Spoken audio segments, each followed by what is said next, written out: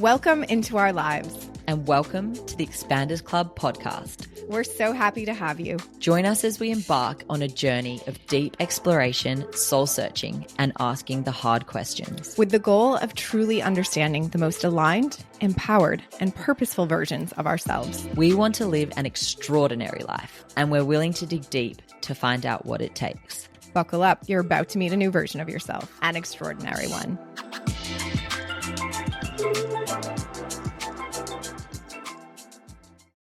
Welcome, everyone, to the Expanders Club podcast.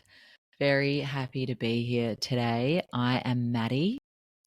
And I'm Brooke, and we are so grateful to have you on this journey with us, our journey and yours, hopefully to, enlightenment or just living our best lives possible.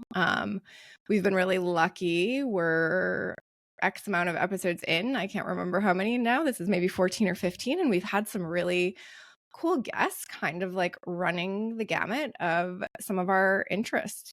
It's been fun. And I've learned a lot. Yes, learning so much and speaking to such interesting people keeps getting better. Yeah. And that's kind of the idea around this, right? Expanders Club. An expander is someone who helps you see, things that are possible outside of maybe what you've experienced or what's in your head of what's possible. And that is our goal, to create these expansive moments for ourselves and for you as listeners through sharing our stories and our journey, and then bringing others on to share their journey, their learnings, what they've done, to help us all kind of, dream as big as we possibly can for our lives.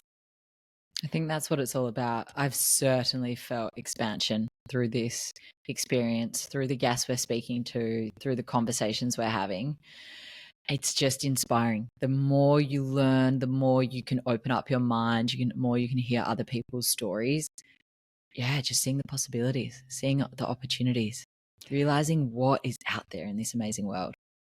Yeah, I love that. And something that is something I noticed today, actually, that is an interesting, I think for us experiencing this in the way that we are as the host, there's a whole other list of learnings and expansive moments for us. But something I noticed today that I'm almost a little embarrassed to say, but as I was listening to this episode to edit it, I realized oh, I don't mind my own voice. I for the first time, no, I'm saying do you ever, and maybe you haven't experienced this, but I think most people don't like the sound of their own voice. And I definitely most of my life have cringed at hearing my own voice played back. And I don't now. And I'm I had to listen to something else for work, a video or something that I was doing. And I was like, I like my voice. I feel good about it. I don't feel like it's cringe, Yeah, wow. that. Okay. I think that's a big, so this is that's huge. A new, yeah. That's a long way to have come. If you were previously feeling cringe about your voice to now actually like the sound of your voice or not mind the sound of your voice, I can understand that progression. Yeah. So you take back your rudeness. Oh my God. I mean, come on. You're literally oh, you know what I realized? I just love the sound of my own voice. Yeah, you're right. I did present it. I did present it in a weird way. That's not what I meant. I was hearing myself, and normally I would cringe, and I was like, nah, I'm good. I'm good with that sound. I wouldn't have thought that you cringe at the sound of your own voice. Wow, there's a fucking jab if I've ever heard one. Wow. I have a lot of important things to say, and I can't let my voice stop me, Don't let that hold you back. Yeah. I think it's just a sweet little side effect of having confidence, I guess, and having now more experience getting my voice out there and being recorded, and cool. I'm good with that. Yeah. And that's a part, maybe, getting used to it, just doing it over and over, and also just a part of self-love. I notice those moments now. I'm like, do you know what? I love that about me, which I always saw as a flaw. I now look, I'm like, I repeat, I love this about me. I love this about me. And you actually can teach yourself to love certain flaws or things that you are critical of yourself about. I mean, we're our harshest critics, right? Like, God, if a friend tore you apart the way you can tear yourself apart, or the way one can tear oneself apart, like, you would never speak to them again, you know? Exactly. That's actually a really good exercise when someone says something negative about themselves in front of you and you catch them. You say, hey, don't speak to my friend like that. And it's a really good reminder because they're like, it makes them aware of how they're speaking to themselves. Yeah. I mean, I try and catch myself. I do it all the time.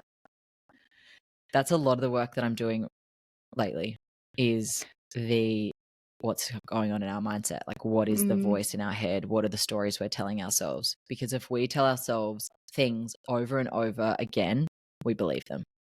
So we just have to keep telling ourselves, and the positive, like looking on the other side, being like, what is this negative that we're telling ourselves? What is this story we're creating? Yeah, I think it's about, absolutely. And I think it's about hearing that story and saying, what's the root of that? Where did that come from? And that's the part that's like a little less comfortable, right? Like digging into why is that a story in my head? And sometimes the digging like takes quite a while, or at least in my experience. And it's like layers. A lot of times the first answer that comes up isn't the real answer. It's like, okay, that's one answer. Now let's dig deeper. Why do you have this story? And that is a journey. Yeah, that's the hard stuff. That's facing the shadow side of ourselves, the uglier side of ourselves that we try and hide or shy away from. We don't really want to face those things that we've dealt with that's made us like that. What's the story you're letting go of? I think the story that I'm letting go of, or at least what I'm really focusing on recently at the moment, is instead of being like, why, telling myself I can't do something, telling myself I'm not capable of, telling myself that I'm not capable of succeeding or earning the money that I think I can, telling myself, and I think this comes back to money beliefs growing up. Like, I just think that I wasn't, I mean, my family did the best with what they could, but it wasn't like we were so well off at all by any means. And I saw my parents really have to work hard, like really hustle. And I associated earning money with stress and that it was like really hard to earn money. And I think that that's probably where I'm at the moment, is like, it doesn't have to be hard to earn money. It doesn't have to be, you don't have to work in a job that doesn't make you happy to earn money. And reframing it of, I can do the things that I want to do. I can live the way I want to live, and I can live abundantly, and I can earn limitless amount. So that is the reframe I'm getting in at the moment. A lot of money mindset and a lot of like, as I step into this working for myself stage, that I'm totally capable of earning the money that I want. Yeah, I love that. And you are. And there's a lot of steps. It's like not just saying it, it's believing it, it's embodying it. It's like there's a lot of steps to get there, but everyone is a little bit of a up level and like makes you start to, it's more about getting in the vibration of believing that, right? And then it's like, then who knows what can come to you. Truly. And the more I shift my mindset, the more I'm like, oh, I can do it. Like, everything is going to be totally fine. I know every time I do it, good things come in. Every single time. Yes. When I just like step up. But when I think lack mindset, when I'm like, oh, how am I going to do this? How am I going to get there? I'm in this like negative cycle and I struggle. So I remind myself every time, like, you have the power to do this. And you've always figured it out. I think that's something that's comforting to me too, when I get in those loops and can't fully pull myself out. I'm like, wait, it's going to work out, because it always has. Like, look back at your history. You've always figured it out. And so why would this time be any different when you have more tools, more resources? You're more evolved than ever. Like, of course, it's going to happen this time too. And at the next level. Exactly. I've been doing a lot of reflecting lately as I'm looking, into my mid-30s, and like, what do I want the next 10 years to look like? And I'm like, what can I achieve in 10 years? And looking back on what I achieved in the past 10 years, like, okay, this is such a good reminder that Yeah. I've achieved so much in the last 10 years, like from where I was when I was 25 years old, 24 years old to where I am now. That's just a beautiful reminder that what I can achieve till 44, it would be absolutely incredible, completely life-changing, and everything could look so different. In a year, it could. I mean, first of all, think about what a dummy you were at 24. Not you, just like in general. Like at 24, you don't know anything. Oh my God. It's a little rat you bag. know. But now with the tools and resources and knowledge and experience, like you can change your life in a year. Totally. I'm on the path of like, I could have a whole different life in a month, in 2 months. Like, and so are you really. Like, you know, like you can change your life in weeks. It's fucking amazing. How magical is that shit? I know. It's so true. It's so true. I think like your world can change in a second. Like anything can change. And that has happened time and time again. And you look back and you're like, oh my God, you don't even know where you're at now. Like just embrace where you're at because it could change so quickly. And I love that place that you're in. And it's something that we've been talking about in our private group Expanders Club. And you know this, about like getting really clear on the what. If you're not clear on the what, you like the manifesting, like all the work, like you can do it, but it's kind of, you're like kind of running on a hamster wheel, right? You're like, cool, I'm moving, but where am I going? And so when you can get really clear on the what, which sounds like exactly the work you're doing, and I love that, when you can get really clear on the what, the universe knows what you want and has a direction to put the energy in. You are putting your energy in that direction. And it's almost like the how just doesn't matter, or it matters way less, because think of all the whats you've ever had, and the path to their completion, like have probably a million things you could have never predicted and better than you could have ever guessed have happened. So it's like, we're at a stage in life where it's like, let's learn this lesson to not stress over the day-to-day, the little shit, like easier said than done, right? But like, let's not stress over the path, because there's a million possibilities and we don't necessarily care what the path is as long as we get to the what, right? And the what or something better, like the universe could have something even better in store. So I think that is just like that's a really exciting place to be, of like, cool, let me remind myself that I have the power to create what I want my life to look like, and let me fricking go out and do that. Yes. Before you let yourself let the how get in the way and be a barrier and hold you back, because then you won't even get started. Yeah. But if you can get so clear on what it is that you want, when you want something enough, like you'll find a way.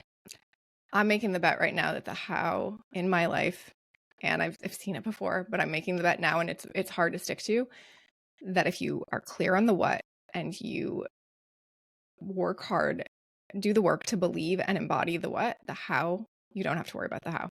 How doesn't matter. Like it shouldn't even be a factor in your process, because especially at this age in our 30s, like we know how to operate in the world. We know how to get through hard things. We know how to execute. Like you can almost do it on autopilot, right? So like get in the fucking vibration of magic of what you want and just let the how unfold in front of you, and you just walk down the path. Yes. And the fact that you're saying like we've always just worked it out, and we'll just get into our bodies will just do it for us. We're in our conscious mind for 5%. We're literally in our conscious mind 5%, and the other 95% of our lives we're in our subconscious mind, meaning we're just like in trained thoughts, doing actions. Everything is just like already ingrained, learned, etc. And we've always figured it out. So that's the thing. Once you get clear on what it is that you want, you just will head in that direction. You'll just do it. Exactly. And I know we're making it sound really easy and it's all really positive, but what I found in my experience is that subconscious mind, yes, can go on autopilot for certain things. It can go on autopilot for other things too, like what you mentioned, the stories coming up. So the work in like staying in the what is really almost like a cleaning house of the subconscious and the stories and the conditioning that's been layered on. And that's the hard part. It's not like, it's not living at this high vibration. It's like staying at this high vibration and weaving through and kind of shutting the stories, getting to the bottom of them, cleaning out the subconscious so those things aren't getting you getting in your way from you believing that you absolutely deserve the what is inevitable, and you embodying that vibration. Mm-hmm. And that's the fucking, I mean, Yeah. that's the Yeah. roller coaster I'm on right now for sure. Yes. But that's right. That's the work. Exactly. It's like actually picking apart the mindset, because you can either, your subconscious can work for you or against you. And if you're in a negative mind frame, then you're just going to be in these like negative habits, negative cycles. But your subconscious can work for you if you're able to shift your mindset. Yeah. Yeah. You can't really fake raising your vibration, right? You grit your teeth and say like all the positive things you want. If you don't really like, that's one step. And it's better than not gritting your teeth and not saying positive things, but you really need to really get to where you want to go. You need to believe and embody it, and letting go of those negative thoughts, the negative self-talk, the root of the beliefs that got you there, like, is the only path through, unfortunately, because it can be a little bit intense, at least in my experience.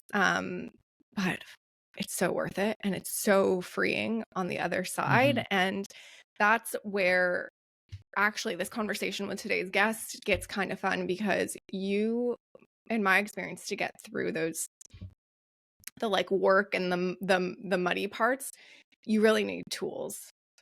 We've talked about tools before, like basic tools like journaling and yoga and things like that we all can like have access to pretty easily. But to really do the work, I think you need some deeper healing practices. And Gwen Dittmar, who we have on today, you and I actually interacted with her earlier on in her healing career, when she was really into breath work and facilitating breath work. And we both had amazing experiences. I remember you planned this breath work for us, facilitated at your place, and we had about 6 of us women do it. That was the first time I'd ever experienced holotropic breath work with Gwen. And oh my God, I'll never forget it. I mean, I came out of it sobbing, like deep sobbing. And it was one of the most healing moments, because I was like, I don't want to be strong anymore. I don't want to have to be tough. And growing up as the eldest child, growing up as always being a peacekeeper, growing up as being in my masculine, always wanting to be one of the boys. I had older male cousins, and I always wanted to keep up. And I always put on this tough guy persona of like not showing weakness, seeing being in my feminine as weakness. And I literally said, I don't want to be tough anymore. And that was the beginning of my journey to step more into my feminine, become more in touch with my emotions, and be vulnerable and be okay and embrace myself in that. Wow. I love that. And you guys, that was a 1-hour breath work. I mean, breath work is intense. It's incredible. It moves shit through you and brings shit up, like your experience. I remember. So everyone, this was a good idea and a bad idea by me. As a lot of them tend to be. It was a team. I had all the women on our team, come to my house for the women on our team, on the Good Milk team, to do breath work together. Because I had really positive experiences and loved it. Not thinking fully about like the possible consequences of a group of women doing intense breath work together. I lay down, and I was crying through it too, but I had done breath work a few times, and I had this experience of like talking to my people, my aliens, and they were like, I was like, I want to come home. Like, I literally sat up. I don't think I was sobbing by any means, but I was just like, I want to go home. Like, I miss going home. I miss my home, which is on a different planet or somewhere out in the galaxy. Obviously. Or universe, so where I came from.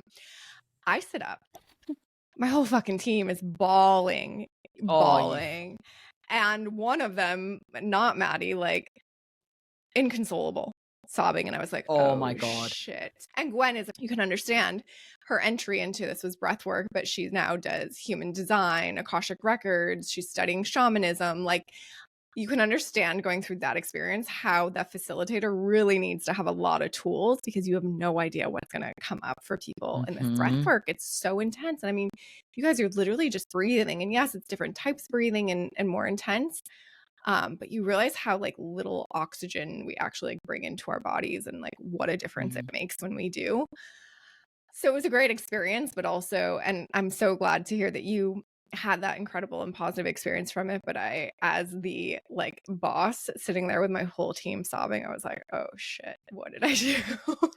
Oh my gosh. I mean, granted, like this was the very beginning of my healing journey and I wasn't ready to be that vulnerable. And I, crying in front of the team, I looked around just being like, fuck you, Brooke, for taking me into this situation and making me be vulnerable. I just have this ability to not fully think some things through or most things. And I'm like, oh, this, and I want to share the things that worked for me. Like I had a great experience. Like why wouldn't everyone needs this? And like, cool, the people that I work with every day and care about absolutely need this. And I've pushed you into other experiences that you have really liked, like human design and, you know, so I'm like, let me just introduce this to everyone in my living room in a setting together in a really intense way. But it was intense, but Gwen held space and she nourished us and nurtured us and brought us back. So she is an incredible woman. Yeah. And I think you guys will love this conversation with her. We talk about a bunch of different healing modalities, talk about, you know, the journey to evolution, to stepping into your purpose. Gwen is a coach and healer who helps professionals find purpose, peace while amplifying their edge, success, and income. We like that. And so she's just an incredible coach with a lot of tools in her belt. We talk about that. We talk about something she touches on that I know you and I feel very strongly about, and she has a name for it. She calls it Miracle Mornings. And she hammers in on how important a morning routine is, which I know we both agree with. But we just talk about her morning routine a bit and like the impact that it really has on the day and the impact she's seen and changes she's seen having that set morning routine time for yourself, for all of her clients have on them. So that's a fun one to get into because I know we're both super passionate about that. And just like bringing consciousness into your life in general. She has a couple really cool upcoming programs. She has a group you can join. You can check out her website, gwendittmar.com. Dittmar is her last name. And you can check her out on Instagram at Gwen Dittmar. This is a fun one. We hope you guys like it. If you enjoy it, I think there's some interesting snippets. Please share it with someone who is on their own journey of evolving or someone you want to have these deeper conversations with. It's a great conversation starter. Follow Gwen and of course come hang out with us on our social channels at Expanders Club, and please like and follow this podcast on your listening platform of choice. Love you guys. Thanks for your support. Enjoy this one. All right, ma'am. Hello. How are you? Hello. I'm doing well. How are you doing? Thank you for having me. Oh, absolutely. I'm so happy to see you. It's been a while since we've caught up. It's been a while. I know. And I'm looking at your hair and I'm thinking, oh my gosh, she's got purple. And it's different than pink. Yes, you're the first one to see it. Just did it. My hairdresser just came over last night and did it.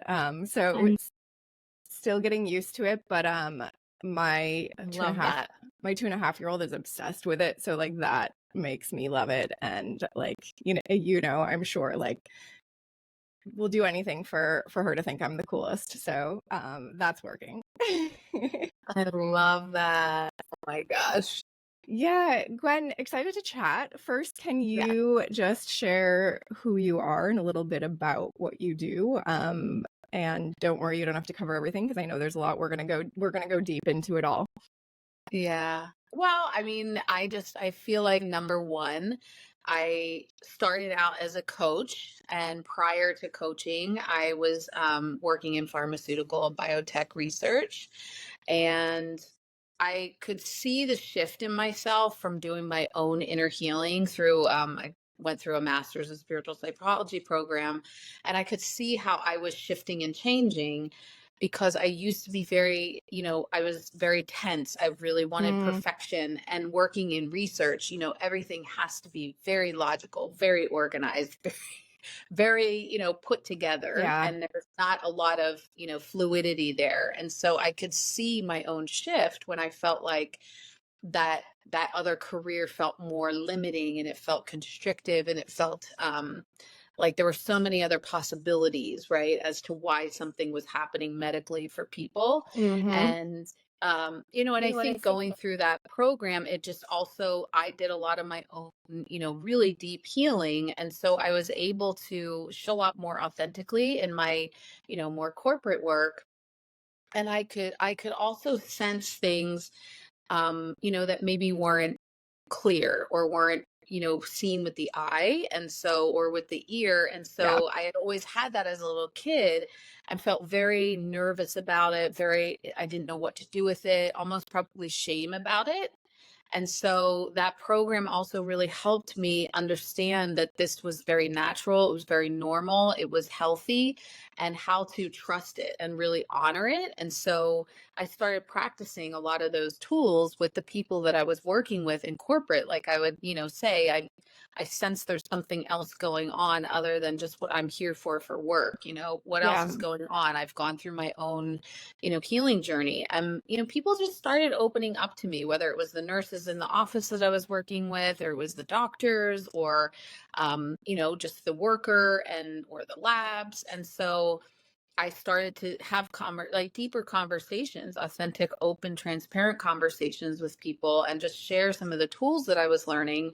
And then they started saying, "Oh, can we talk the next time you come back?" And Yeah. so, yeah, and I just felt like, oh my gosh, like this is what I've always felt inside, and this is Mm-hmm. the way I've always wanted to be with people, but I never felt comfortable or safe because I wasn't that way with myself. So it was really hard for me to be that way with others. And once that shifted, my conversation started changing. And, slowly people would say, "Oh, can I pay you for this? Because it's been so valuable." Yeah. And when I was younger, when I was in college, and when I was, right out of college, I worked at an eating disorder clinic, and I knew there that I wanted to do deep work with people, really wanted to help people, but I just felt, I felt I wasn't prepared. I didn't have all the tools and the skills. And so I thought, oh, okay, maybe I'll go back and get my PhD. So I went and worked at University of Pennsylvania. I did research. I did needle exchange programs. Like it was really Wow. heartening. Yes.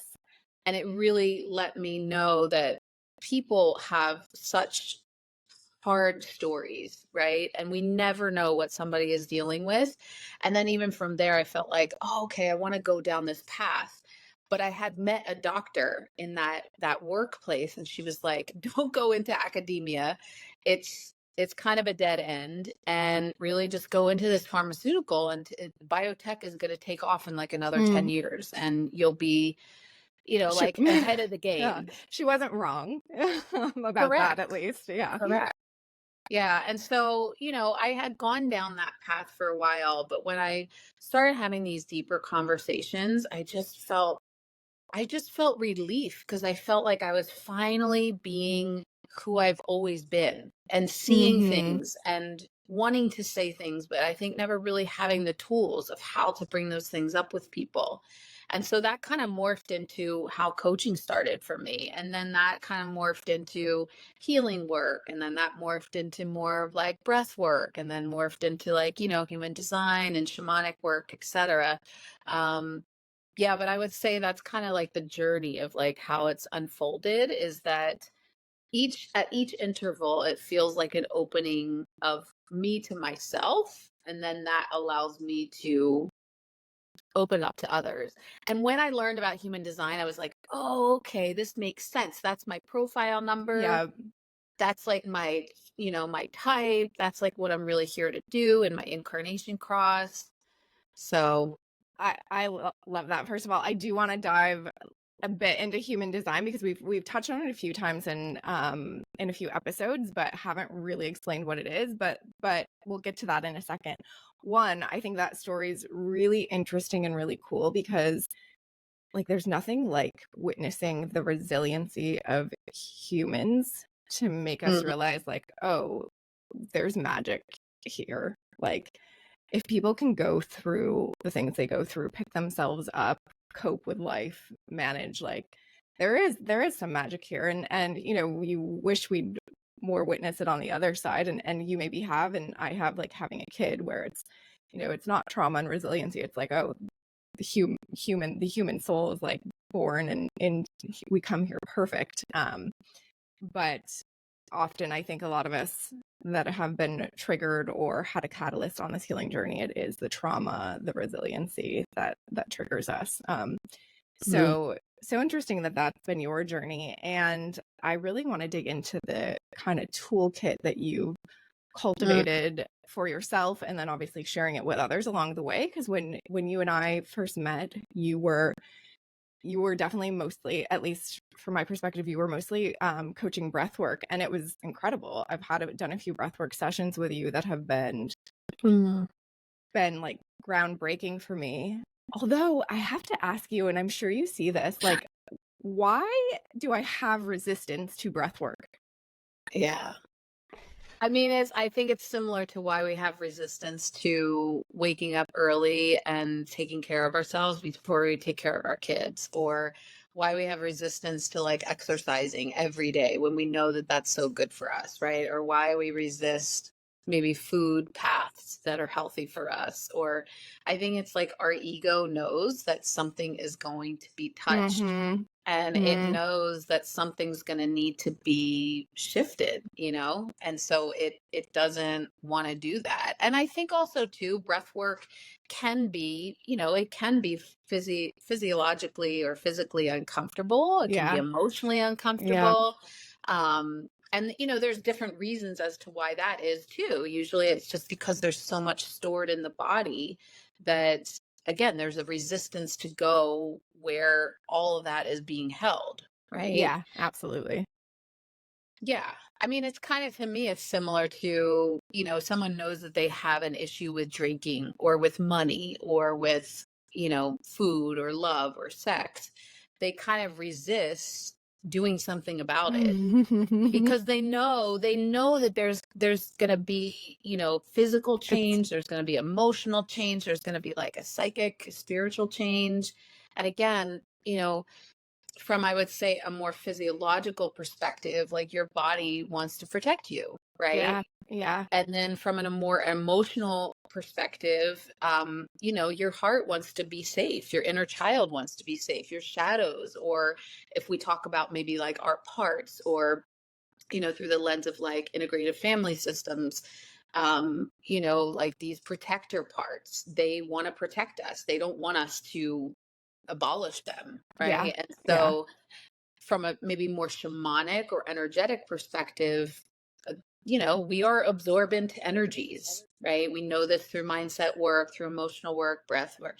So, you know, shamanically and energetically, I would say these entities or like energies, or just, you know, things that are not of the highest love and light good, they know when they're not going to have their source to feed off of anymore. And so they kind of resist it too, or they create obstacles. It's so fascinating when, and I'm teaching, you know, my activation breathwork training right now. And we're right at the point where we're starting to learn about this stuff that, you know, even on Zoom, a lot of times when you're doing Zoom sessions with individuals, or even when you're in person, something will happen right when we get to that point where this dark energy, right, where we're going to start like pulling it up and out and clearing it out of your energetic field, your physical, your emotional, is the Zoom cuts out.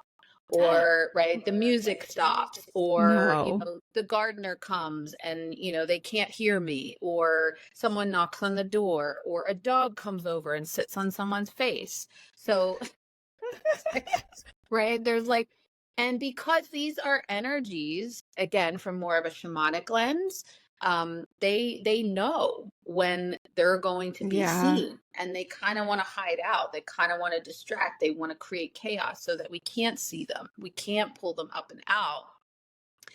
And I think that's why a lot of people feel resistance, is that it's not just even you, right, per se, Brooke.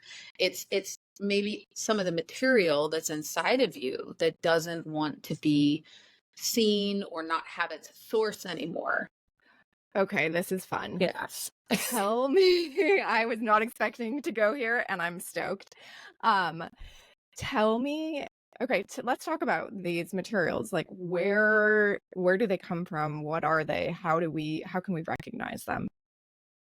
I would say, a lot of times they come early on in life when we are young and we don't have, all of our prefrontal cortex, or we don't have all these tools. We don't have all these energetic, boundaries and cleansing rituals or practices. So I think that's why it's so helpful when parents do the work inside of themselves, because Mm-hmm. then they are less, they are just going to be modeling, not telling their kids how to do this, but just modeling it because that's what they do. Yeah. And then I think also too, the more that a parent's field becomes clean or clear, then like the child, their field also reflects that. Yeah. Right. And I Yeah. mean, it's very, if we kind of talk about it through like like a more psychological lens, it's why, like, when a parent heals their own trauma, they're going to be less likely to inflict that same trauma, Mm-hmm. and they're going to break the pattern in the lineage. Yeah. So it's kind of the same thing, but just more of like an energetic. um to answer your question, I would say there are like certain tools that you can do. And I find personally, like, breath work is a great way of doing that, because you're bypassing your thinking mind and like your ego mind when you continue to breathe in that pattern, and then you start to see, feel, hear, sense, right, different things than you normally would as you're just breathing here right now. And I think that really helps. And I also feel like that's why doing breath work in the beginning is helpful, to have another person holding that space for you, because sometimes you might be in your own experience and not really be able to see these energies or Mm-hmm. entities, but somebody who's like witnessing and watching, right, can say like, oh, let's say for instance, sometimes what happens for a lot of people is they'll get like very red here or very red right here, and that usually means there's like a lot of sadness, there's a lot of Mm-hmm. grief, not always, but. And so, right, so if I'm watching somebody, or even if I can't see them, we're doing it over the phone, I'm really sensing into what I'm sensing. And I can say, like, oh, right, there's grief there, like, Yeah. Yeah. what are you feeling right now? And instead of, I tend to practice breath work a little bit differently. I don't need to be the psychic. I don't need to be the intuitive. I don't need to be the one that like knows everything, even though I Mm-hmm. can sense it and feel it, because I want other people, the client, to understand themselves and learn through their own Yeah. embodied Yeah. experience. So I'll say like, oh, what just happened right there? And they're like, oh my God, I just thought about my mom who died and I felt this huge wave of grief. And I'll say, good, like go there. Yeah. Right. Because we also know too that sometimes when people pass, parts of our soul can move out of our own, field and move on with the person. And a lot of times that's why grief stays in a different way, is because there's some part of us that has been lost, right? So in like the shamanic lens, we can kind of retrieve that part of the soul and like bring it back.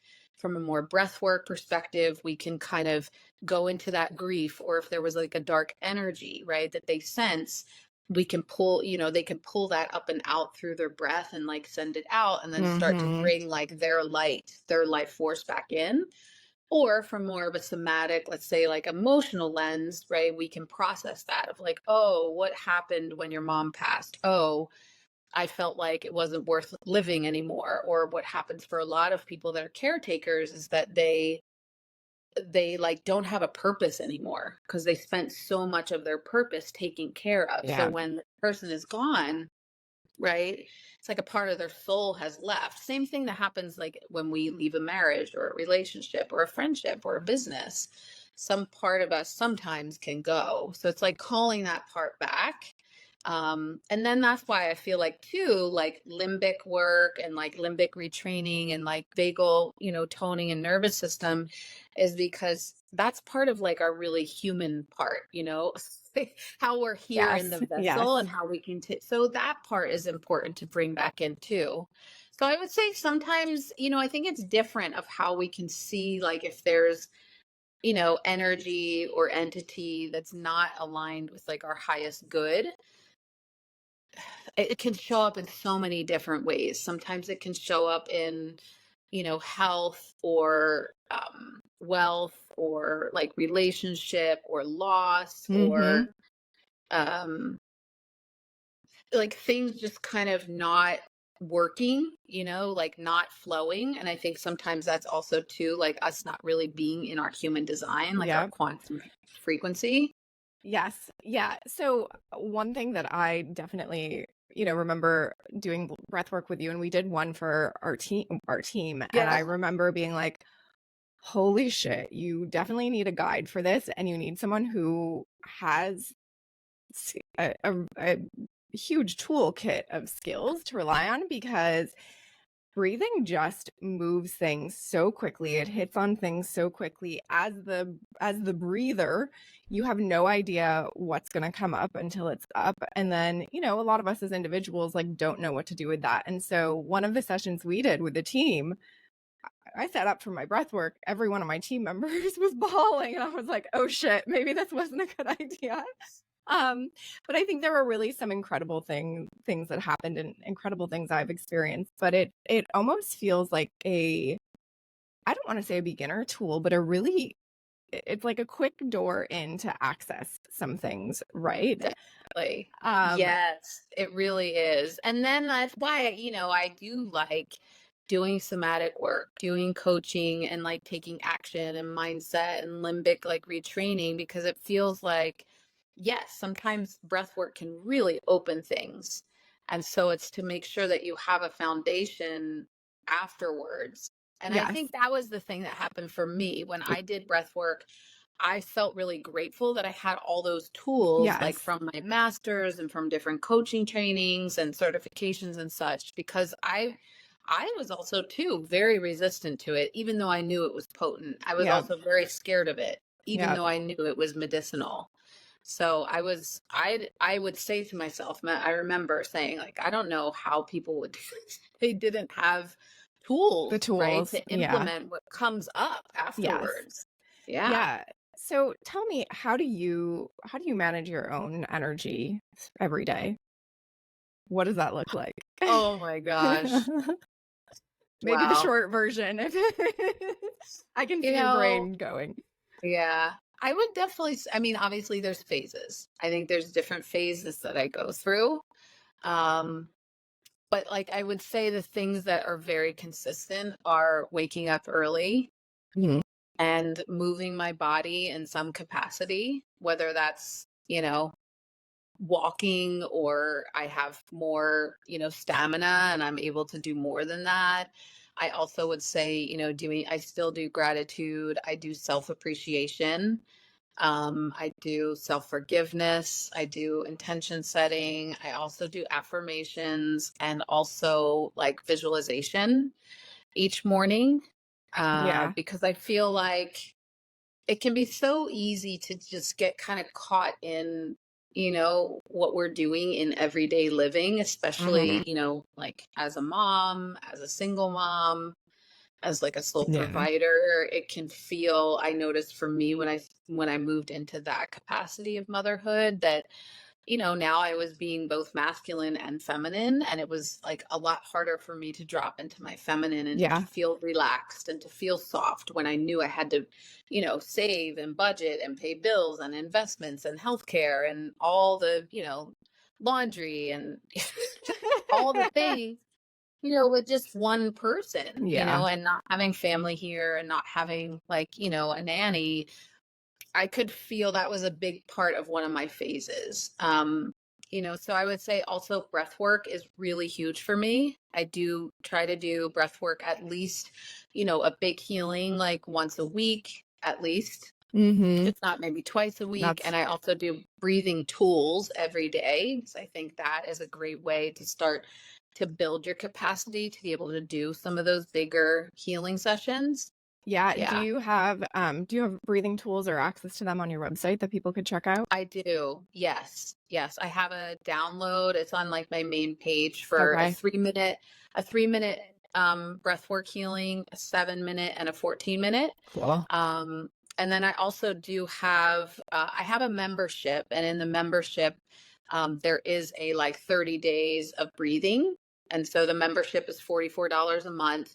The membership also includes one at least one live breathwork healing each month. Sometimes there's two, an Akashic Records reading, and then an expert workshop. And also there's what we're doing now is a book club. And then we also Cool. have another person that, has been trained by me, is doing a Nourished Brown Woman Circle every month. So for those that identify as, a woman of color, they can come to that. It's open to all, but it really is dedicated towards women of color. So, and I mean, that's a way I think to just, if somebody wants to just start, right? Mhm. Yeah. Yeah. Because I think Start to that's dabble. something too, is that it can be so overwhelming, all of these tools. So to just start by like maybe setting a timer 3 times throughout your day, once in the morning, once in the middle of the day. Middle of the day tends, because I did like a little mini research study when we went through these 30 days of breath work, and the middle of the day tends to be the most difficult one to stick to. Yeah, I can see that So for even sure. if people just stick to the morning and the evening, you can do either a breath of fire in the morning, or if you're pregnant or if you have like some health conditions, you can just do, like a 4-4 breathing or a box breathing. And then at the end of the day, you would do more of like a relaxing breath to help with your parasympathetic. So like a 4-7-8 or a 4-8. Truly, like just doing breathing for like 1 minute a day, like 2 times a day, it makes a really big difference. Oh, dude, I found just bringing your attention to your breath in general. Like, I would catch myself like Yes. driving or typing emails and like holding my breath. Like, why am I holding my, and then just the tension that creates in your whole body. And something that just happened for me literally last week, Gwen, I was driving and I was like, oh my God, my breath is going all the way down to my stomach. Like, that's a big deal for me, and it's doing it on its own. I'm not thinking about it. Like, obviously my attention was drawn to it in that moment, but I was like, wow, this is huge for me. And like, no wonder I feel more in flow and feel more energized and I'm feeling good. Like, I'm breathing. Love that. Yeah. And you're like, when you inhale, like really expanding your belly brings in that diaphragm breathing. So that just allows the breath to go all the way through the body. Yeah. And something that you mentioned, your membership, I really love the idea of some of the stuff you share that happens in that, because it's very hard to, there's like so many incredible modalities, right? And there's a couple that you mentioned that I want to dive into a little bit more, because there are ones that excite me too. And I think our listeners will be excited. But it's, you kind of need a lot of them to work together, right? To do this real healing work and make these like massive leaps that we all want to leap for this exponential growth. But it's hard. One, it's hard to know which ones are going to resonate. It's hard to know who to trust. It's hard to know how they all work together, because they all do and can work together. And that's when it gets really beautiful, is when you can bring them together and like call on them as and when you need them. And for you, I'm sure like human design and astrology and breath work are just kind of a normal part of your life that you filter everything you do through. And I think that's such a cool place to be. And I think that's where a lot of us want to be, and certainly a lot of our listeners want to be. So I love the idea of your membership that kind of starts to warm you up into what it sounds like, warm you up into one, getting to know that stuff, and then just incorporating it in. And it's like as much a part of your day as brushing your teeth and washing your face. It is, and you bring up some good points of what to do, right? I think there's so much information. I find that is like a big obstacle for people, is because it feels so overwhelming, because there's so much information. It's like, and I notice I have even felt that way, right? When I've gone through like some of these different phases, like different health conditions, it's just like, I don't know, do I invest in, the ozone, or do I invest in the bee venom, or do I invest in the neurofeedback, or should I Yeah. just do polyvagal and vagal toning at home, or should I do limbic retraining, or right? It's like sometimes it's just too much. And I think that was one of the reasons why I wanted to create the membership, is because I felt like, okay, like what are some of just the core components that Mm-hmm. are really important for me to always, that I do always come back Yeah. to? And it really is those threes in the morning. Like if you can only, and I work with a lot of like, like yourself, like, entrepreneurs, CEOs, solopreneurs, moms, and if they don't have time for a lot of the things that we see, that are ideal, and maybe they can do those on the weekend, but it is really important to take that time. And what I call like that miracle morning is really it. I mean, it is so tough for moms, but it makes such a huge difference. And even if you can only move your body, it's like I say, 3 gratitudes, 3 self appreciations, because I think that's something that's so, I just think women we're so hard on ourselves. Mm-hmm. And no matter how self-loving we are, like, especially if we're moms, like, oh, I could have done this, or I shouldn't have done that. Or so it's like gratitude, we know through research, it builds when we give Yeah. gratitude. So that's important to do that. But self-appreciation is like, I appreciate myself for going to the dentist today. Like, honestly, I Yeah. mean, you were like, let's just be real and just have conversation. And my son was homesick. I still wasn't feeling well from something that happened last week. And it really felt like there were all these other things that should take priority. And I'm like, no, I need to go to the dentist, right? I need to, it's important. Yes. Like, Yes. right. So it's like, I appreciate myself for going to the dentist. I appreciate myself for getting up this morning. And we know that, like, when we prize our kids, it amplifies it, Yeah. right? So why Yeah. not bring that to ourselves, prize ourselves for the things that we're proud of ourselves for, or that we appreciate, or we acknowledge ourselves for doing, like the hard stuff too. Like, I appreciate myself for remaining calm yesterday when I was exhausted, and Mm-hmm. I didn't feel like doing like a really deep processing with a child that was having an upset, but Yeah. I paused and I did it. And I feel like the more that we as moms and women, we like really appreciate ourselves. And I think as business owners too, because it can be so isolating and alone, to be a solopreneur, to be an entrepreneur. So it's like, God, I appreciate myself for getting that craniosacral session, with getting up early. It encourages us to do more of it. We know that from Yes. gratitude. And then doing the 3 self-forgivenesses, I feel like is so huge too, because it's like, where am I judging myself? Where am I judging others? Where am I Mm-hmm. judging God? Where am I judging, the universe? It's like, why hasn't this funding come in yet? Or why hasn't, right? Yes, I So know it's that. like, I know that question. I know. So it's like, I forgive myself for buying into the misbeliefs that because I can't see it, that it's not available to me. Yes. I Yes. forgive myself for buying into the misbeliefs that I'm not going to be taken care of. I forgive Mm-hmm. myself for judging others as having what they need, but I don't have what I need. And just really bringing that self forgiveness and updating the truth. Like, the truth is, I have enough. I am safe. I am enough, right? Like, I am always cared for. And I feel like that kind of brings in, even though it's just this simple 333 in the morning, it just rewires, right, our limbic system, because we know that when we wake up in the morning, we are in a very primal state, right? So Yes. it's like we're in survival. It's just kind of, we're still living in, the hindbrain. So it's like when we bring consciousness first thing in the morning, it really does make a big difference. And then moving for 3 minutes, even if it's just doing jumping jacks, like, I have a small place. My kids wake up. If they hear me leave, I can't leave the house and go for a quick walk. Yeah. They will hear it. They're like antlers. So sometimes what I do is I just sit on the floor and I just do, 3 minutes of sit-ups, 3 minutes of push-ups, 3 minutes of jumping jacks, Yeah. of Yeah. dancing quietly, Yes. just to move our body. The miracle morning. First of all, I love the name of that, and I have been experiencing miracle mornings for the past year, a little over a year, and literally that is the perfect name, because when you give yourself that time first thing in the morning, where you don't have to, you can allow enough space to not have to think about the things of the day, not have to think about anything else.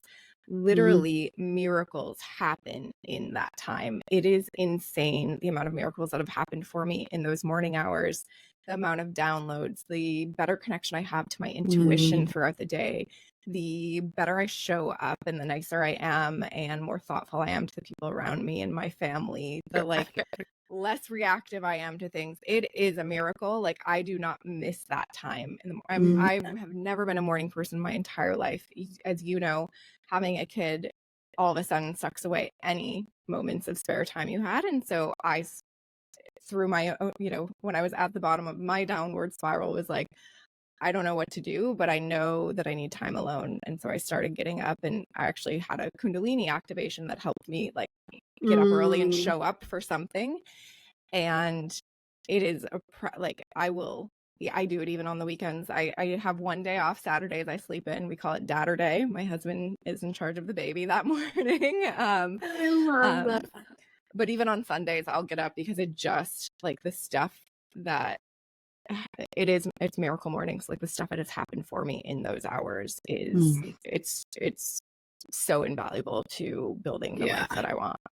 It's so true. I mean, inevitably, when a client comes, for a weekly session and they're like, oh, I always have people say, like, what are your wins? What are your challenges? What are your questions? Anything miscellaneous? And they're like, it's been a hard week, or it's been, if it's somebody that I only connect with once a month, it's been a hard month. And I'm like, not to like shame, but like, where are you with your morning routine? Yeah. And they're like, I haven't been doing it. I'm like, I honestly, like, it has such a ripple effect in your entire day, which then ripples into the week, the month, the year, your life. Like, I'm so with you. Like, I cannot express enough how. Now, I will say this. So in human design, I don't know if you're aware of this, but in human design, there's these 4 arrows that are like at the top of your chart. There's 2 red ones and 2 black ones.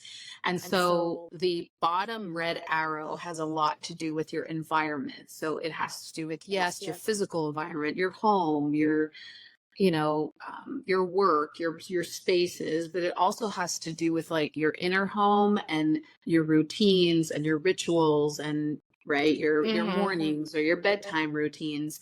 And so some people who have that arrow facing to the left, they're going to do better with like these routines, right? There's some people that have the right. So they're going to be more receptive, more fluid, more intuitive. So what I always say is like, even if you have that right arrow and you don't, your energy, your like quantum frequency isn't synced up with like such regularity, that's okay, but you still need to get up, and then you can choose whatever you want to do. Right? So if someday you just feel like pulling, tarot, I saw that you had Kate on, then do that, right? Or if there's some mornings where you really are just like, I'm ovulating and I can do a hard workout, or it's like, the week before my period and I really need to get a lot of energy out, great, do that. That is me. When you do something sinful, I now need to look.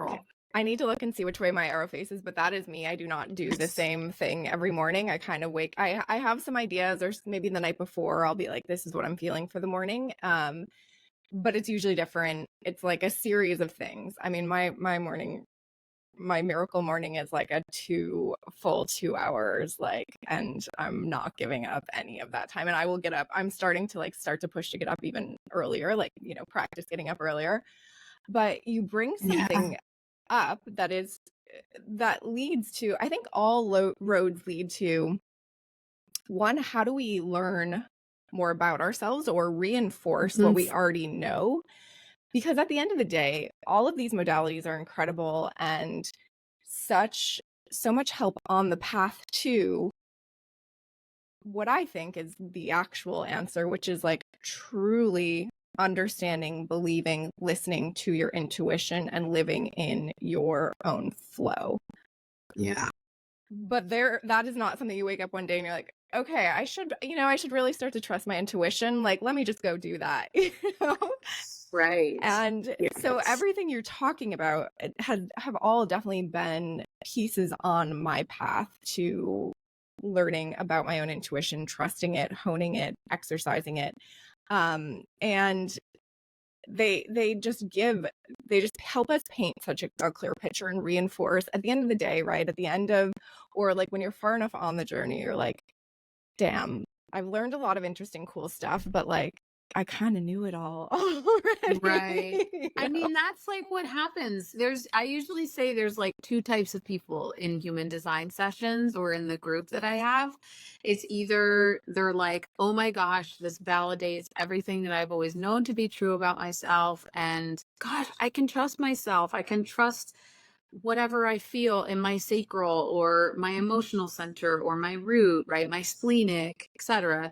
Yeah. And there are another group of people, and I was kind of more in this second group where it was like, this doesn't resonate at all. I don't even know this. I don't even know this reading that you're reading to me. Like, this does not seem like me at all.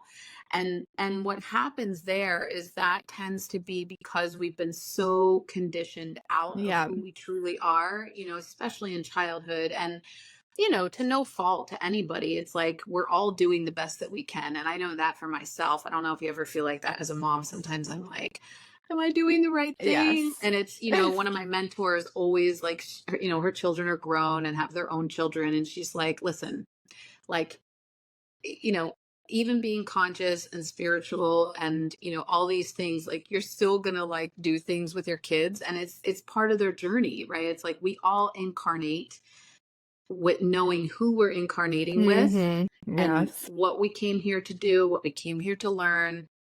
So it's like not to judge, the experiences that our kids are having, or, if we're getting divorced, or, we made mistakes as moms or parents, but it's just like accepting and trusting that like what is like the deeper soul, remembrance and knowing here. Yeah. And yeah, I mean, it doesn't come easily right away with our intuition, So for that second group of people that feel like they don't really resonate with what they're hearing, there's going to probably be a lot more deconditioning that I would do with that type of client than Yes. I would with the first client, right? The first client is going to be focused more on, okay, how do we focus on what you do resonate with here? And like learning to build on that. Because I think intuition isn't, like you said, it's not this thing that we wake up to. I mean, some people might have those, burning bush moments, but most people are like, I don't know. Is this my intuition? Is this Yes. fear? Is this Yeah. trauma?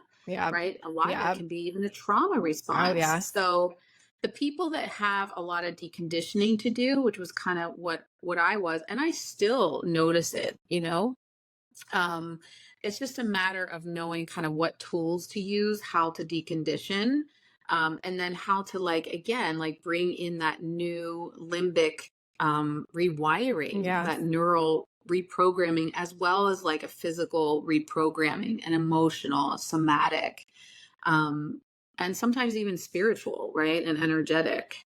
Yeah. Yeah. I resonate with both. I've had both experience of like, okay, for human design, a lot of this resonates. And then I did this like deep dive into, kind of my astrology roadmap. And I was like, okay, a lot of this doesn't resonate. And it was like, oh, why doesn't it resonate? Oh, okay, let's pull up the stories. And almost what I found in my journey, like the unlearning is almost more important than the learning. Yes, true. And a lot harder and more painful. Yeah. And it can take some, quote unquote work. And I don't like to say that because I don't want it to sound hard or heavy. I do like to tell my clients, like, we can laugh, we can have fun. Yes. And laughter is Yes. medicine. And it brings love to like places where love doesn't exist. And at the same time, it's like similar to breath work. I think that's why I love breath work, is that it's not all like juicy and rainbows and unicorns. Sometimes you are really working your breath and you're really like cramped up, or you're really noticing where the energy has been trapped in your body, right? That's what happens when we notice it in our hands. I mean, yes, there's something very scientific and physiological happening, but it doesn't happen for everybody. So it's like, why is that happening for you? Or if your mouth does that, crazy Yes, thing. It's yes, like, yes, why is that happening for you? Do you not speak your truth? Do you yes. sit back? Yeah. Do you not use your voice? What else do you want to say that you're not saying? What's been withheld, or swallowed, or what kind of masks do you feel like you have to wear in order to be accepted in the world? Yeah. I love how you mentioned like there's joyful moments and you can be in joy well on this journey and dealing with the hard things and trauma, because in my experience, no one has a better sense of humor than the universe and our freaking guides. Like these entities are hilarious. I mean, Yeah. I've had definitely moments where I'm like, are you kidding me? Like, of course that is happening that way. Like, this is so entertaining. Or of course I Right. just saw that person in this moment, and like, or I'll hear my guide speaking to me and I'm like, whoa, where is that like attitude? Or they'll just say something like so sassy or be like, girl, like, like, Yes. I'm like, I okay, at least know. this is When I do, entertaining. it's so funny when I do the virtual Akashic Records circle. So it's like a group, and everyone comes on, and I just start, I just open the records and start tuning in. And sometimes, yeah, the records, they always say that they're like cheeky. They're Yes, very cheeky yes, sometimes, yes. especially when as a human, when I like ask too many questions, they're like, hold up. Oh, We're giving you exactly what everyone in this group, right? That was the prayer that you called in at the beginning. So just return to the prayer. We are taking care of things. We are giving you information, but you need to like back up. yes, I've had that similar experience where they're like, okay, you've asked us this 4 times, like, don't ask us again. Like, you're just asking the same things in different ways. We've told you the answer, like, move on, Yes. But I think Yeah. that, like, how interesting is that? Like, and do you think that is actually the natural state of being? Like, is because I've had moments of that where I'm like, okay, let's chill out. These tiny things that I'm stressed about don't actually matter. There's this higher power, this higher being. Everything that's meant to be will be, no matter what I do down here. Like, do you think Hmm. that's actually the state that we're all like trying to evolve to? Not controlling. Yeah, just like this like more chill approach to like the human experience, I Yeah. guess. Like, hey, just enjoy the frickin' ride. I know there's ups and downs, but like the end is already there. Like the Right. journey is already Right. laid out. Like now just stop overthinking it and enjoy it, because there's only so much you're going to do to like change and impact it. Like Yeah, I do. that's I how do it feel feels to like me. both. I feel like there's both. Like, yes, we come here to, experience things, to do things. And it might not be the things that we, the human, right? Or we, the Yes. ego. Like Yes. some of us might be like, no, but I wanted to experience marriage in this lifetime. And it's like, hey, you kind of came in to experience some different things. Yeah. So I also do feel like there's free will, right? Like, um, and free will kind of, I think, create some curves and some twists and turns. Yes. Yes, it And will. yes, I do feel like, and interestingly, in human design, it's pretty cool. There's this thing called your incarnation cross. And it really is like the storyline, like the soul plot of why you came here and like what you're really here to do. And Yeah. so I think a lot of times when people hear that, or I think also too, when people hear their profile number, of like, oh, I'm a 2-4, or I'm a 5-1, or I'm a 6-2. 6'2". I think that really you are, yeah. I really feel like that helps people um have a better understanding of why they're here and what they're supposed to be doing here. And it helps them not try to be like, Yes. as Yes. I'm a 5-1. So as a 5-1, I'm not here to do what you were here to do, Yeah. Brooke. Yeah. Right. And so it allows me to allow you Yeah. to be in your quantum and in your gift. And then you get to allow me. Right. And I think that's what's really beautiful when people bring that into their work, when they bring human design into their teams and their workplace, or into their families, or into their partnerships, or their parenting. it's like a totally different way of approaching people. It's more of like a puzzle piece versus you Yes. have to be this way that society says you have to be. Yeah, it's an appreciation of our individuality and others' individuality. And Yeah. everyone I've ever talked to about human design has like just becomes obsessed with it because it is so validating. It's such a great roadmap. And Yes. I want to dive a bit more into human design in a minute because I know that's something that you're really passionate about and excited about. But for 1 second, before we move on from the Akashic Yeah. Records, because I'm pretty stoked on Akashic Records. I only read them for myself, but I've had insane moments reading my own Akashic Records. Can you just Mhm. explain to people what the Akashic Records are?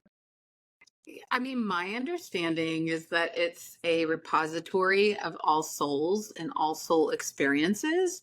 And so, there's different lineages I learned through Linda Howe. And so there's a prayer that, right, really creates the intention and the direction, the intentionality, the attention.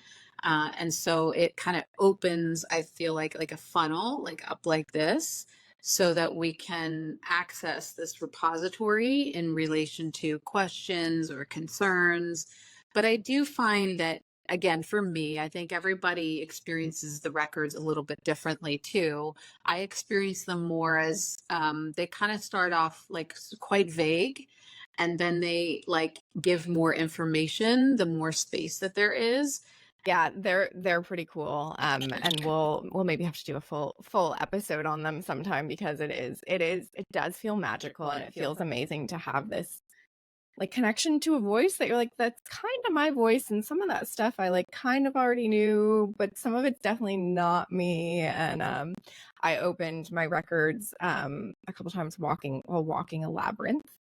Oh, I don't know if you wow. tapped Yes. into that at all, but that was like they like couldn't stop talking. They were like so loud and had so Wow. much to tell me, and it was really fun. And I think that a lot of this is just like we said earlier, it's a way to learn new things. It's a way to relate them to what you're going through, what you might already know. It's their tools for healing and unlearning and letting go of trauma. And And they're are really you a fun. sacral type? Are you a sacral type?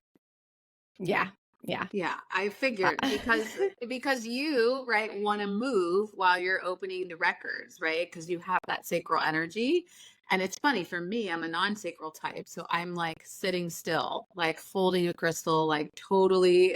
Yes. Yeah. Yeah. It's funny you say that because I didn't fully know that that's exactly what that meant, but I have been walking more and and just being more silent while I'm doing things, and I just get a lot of downloads in that way. Yeah. So yeah, thanks for reinforcing that. And that's kind of what this is all about, like, right? It's the reinforcements and like having fun and just the realization and belief that there is something bigger outside of this, like the world that we Yes. see right in front of our eyes. I think that, my husband is not fully bought into all of the things that I am, and he's one to pick on some of the stuff that I do and I'm into a little bit, but like I think I'm having way more fun with stuff than he is because there's just mysticism and magic surrounding everything.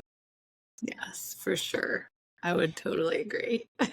So, someone is so oftentimes like we need a catalyst to do this intense work, right? So I want to talk to the person that has just had that catalyst and is at the bottom of the pit, Mm. the dark night of the soul, whatever we want to call it. What are the top two or three things? Like, where do they start?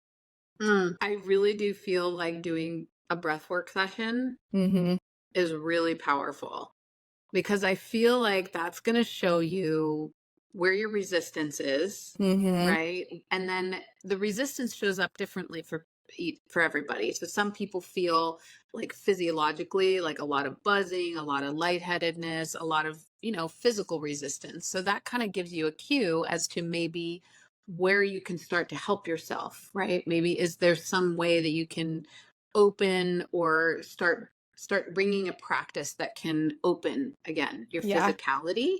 Yeah. Some people are really in their head, so they can't stop thinking. It's spiraling, it's obsessing. It's like, am I doing it right? Am I not doing it right? What's everybody else doing? Is Gwen thinking I'm weird? Am I, does Gwen like whatever, right? So Yes. that gives you a cue as to like, okay, there's probably some excess thinking and some, just some energy there that you could start with.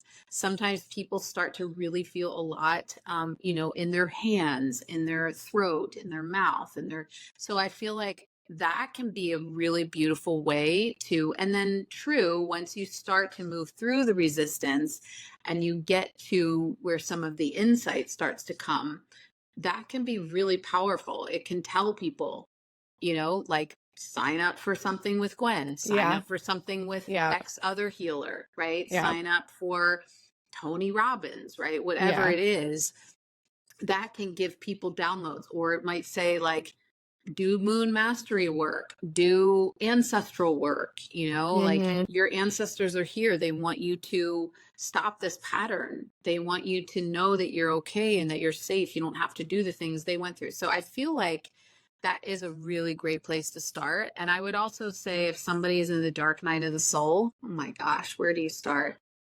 It's such a great question. I just had a session earlier this morning with somebody in Sweden. And I would say doing like the somatic work can be also a very gentle and softer way into it, is to like really sit with yourself and, okay, I'm feeling sad, or I'm feeling alone, or I'm feeling overwhelmed, or I'm feeling like a victim, like why is this happening to me again? That's okay. Like start with what's really present for you. And I take people through like my process that I teach in the activation breathwork training. And it's just, we also do it in the Rise group coaching and also in the human design. But it's like, okay, where do you feel that in your body? So you feel like a victim. You feel like, why me? Why can't I have this? Or why does somebody else have that? Or why am I sick again? Or why do I not have enough money? Why is my business not growing? Okay, fine. Start there. Let's be real, let's not try to spiritually bypass or gloss over things. I always say to people, like, where do you feel that in your body? Let's say somebody feels it in their chest or they feel it in their head. Okay, what's like the temperature? What's the sensation? What's the color? All these things help you get out of your head, because that's where you're stuck and you're not getting a success, right? From trying to process it that way. So it's like, oh, it's dark, it's green, it's prickly, it's whatever. Okay, fine. So then pull that dark prickly thing out. And it's a blend of somatic work. It's a blend of like gestalt work. So, it can be a little bit of like IFS work, but it's like, give that thing a voice. What does it want to say to you? Right?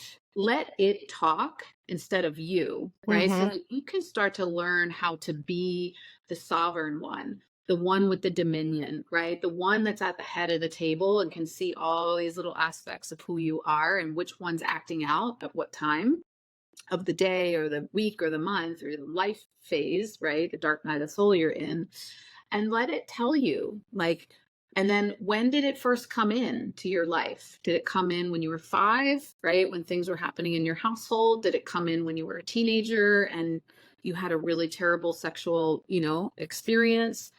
When did it come in, right? And like this dark prickly green thing, what was its purpose? Oh, it was trying to, I don't know, right, keep you safe or protect you or close you off so that you wouldn't get hurt again.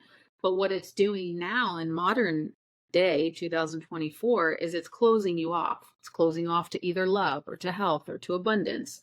Okay, so like let's let that part know that it's done a great job. Like you kept her safe or him safe, but now like he or she wants to be free, right? They want abundance. They deserve abundance. And when this person talks to this thing, like, I hear you, you did a great job, but like, I want to be free. I want abundance. I want to, live or be healthy or have, prosperity. And it's like time to go. Right. And so that like we can use the power of our breath. You can just sit there and just, right, and like pull it out. and send it out, and then call in nature, right? This is where some of the shamanic stuff comes in of, calling upon these infinite resources that Yeah. want to help us, that are here to help us, but that we have become so disconnected from as a modern society, but that really are our allies and that are here. It's why we feel so good when we're in nature. So Yeah, absolutely. call it in, right? Call the forest in to take all this energy. The forest can compost it. The forest can put it into the mycelium network, and it can do all kinds of wonderful things to like repurpose it into something divine.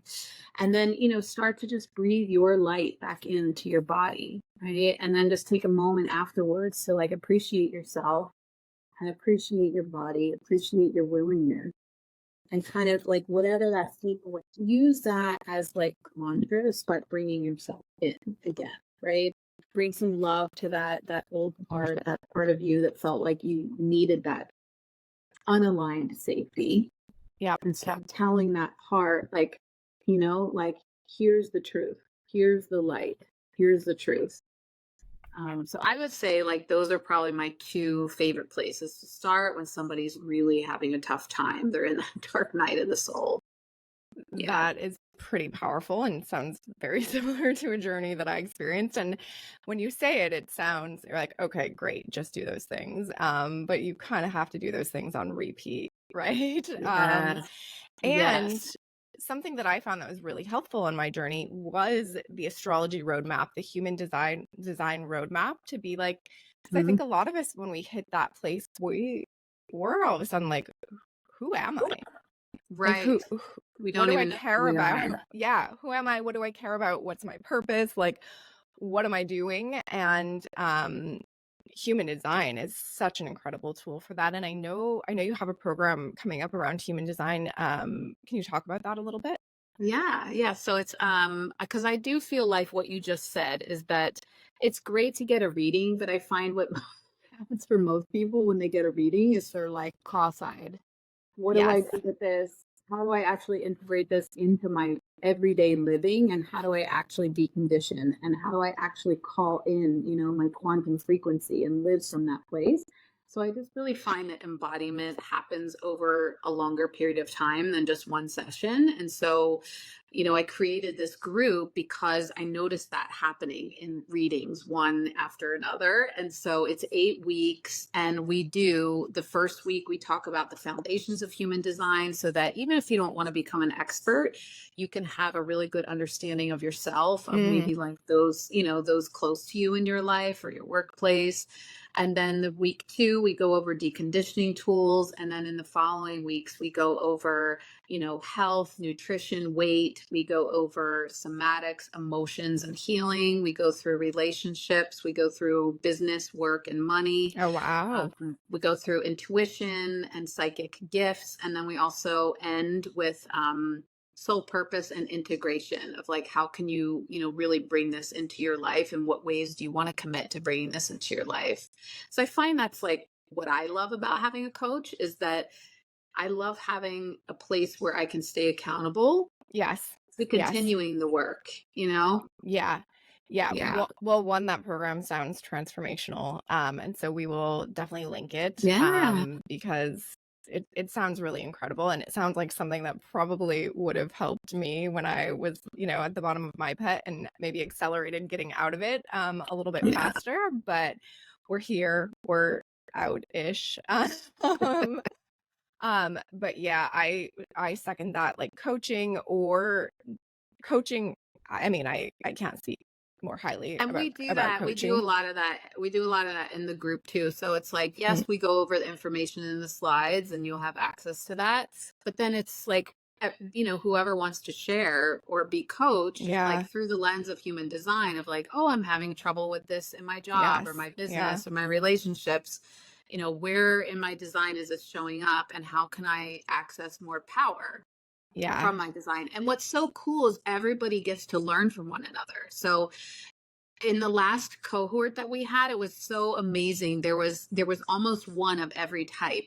And I remember it was like something between the non-sacrals and the sacrals. And the non-sacrals were sharing about something, and the sacrals were literally like looking with eyes wide open, and in the chat box they're like, oh my God, I never feel that way. I never feel that way. And it's because I have sacral energy, and I Yeah, have that's to remember that people in my life don't feel the way that I feel. So I think we just learn so much when we're with others that we would never be yes. able to access just on our own. And I feel like that's something very shamanic too, is that we look at indigenous cultures and they learn as a we, right? And our society has been a little bit heavy on the me. And I think it's like, Yes. I love doing group work because you learn exponential Yeah. with others. Oh, yes. I mean, obviously, we're firm believers in that. The name of the podcast is Expanders Club. And the idea being that, yes, when you put yourself in situations where you're interacting with others, listening to others, something like your group, like there are going to be expansive, just naturally, there are expansive moments. And it's just more about like putting yourself in the situation to experience those inevitable expansive moments. Yes. Yes. So that's really cool. We'll link all the Yes. info for everyone to check that out. But I Yes. know a lot of people that are like interested in human design and don't know where to start. This And is a great, yeah, it really is a great place to start. And even I really wanted it to also be for people that have maybe done readings with me or just want to go a little bit deeper. So it also can, be that space for you too. We also do some embodiment work and some embodiment practices, as well as deconditioning and breath work, so that you can really bring these energies of like information that you're learning and truly embody it inside of your vessel. yeah, Yeah. it's incredible to see the toolkit and the, just like the bounty of skills that you've learned and are able to coach people on and able to bring. I know this is a human design container, but like there's no way you leave out the rest of your work. So that's a pretty, that's a pretty cool experience and a pretty unique experience. And I'm Yeah. sure that it makes for like exponential growth and learning. So Yeah. pretty cool. You're so impressive. And I Oh. know we could like there's a million topics I want to dig into with you. We could literally have a 5-hour chat. Well, maybe we'll just do an episode number 2 at some point. Yes, I think in 2, 3, 4, and 5, we're gonna need to follow up on each of these things. We have a question that we ask each of our guests. And I want to ask you, can you describe or tell me in like a word or sentence how you would describe each, your past self, your current self, and your future self? Oh my gosh. My past self, I would say quiet, shy, probably perfectionist, controlling, scared. I think scared. Yeah.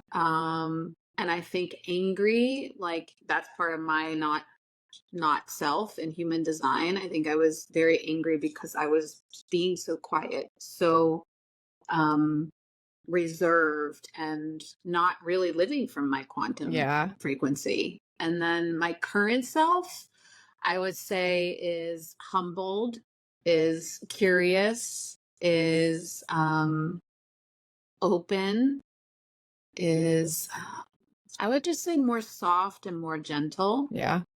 Um, definitely like humble for sure. Going through, divorce and, entrepreneurship and single motherhood and, doing another 12-step program just has been Yeah. so helpful for me. And then future self, gosh, I would say I can see her. I know her. A lot more wild. I think a Woo, lot I like more, that. Okay. yeah, wild. I think I was also wild in the past self. Um, yeah, I think very free, very abundant, very expressed. I think unapologetic, I would probably Yeah. say. Yes. That's what I'm moving into. I can feel it. I feel that too for you. It's great. There's still some little pieces that are trickling off. Yeah.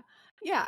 Well, I think the combination humbly unapologetic, I think is like a pretty powerful combination. So and Wild. Let me know when Wild Gwen is here. I'm ready to hang out.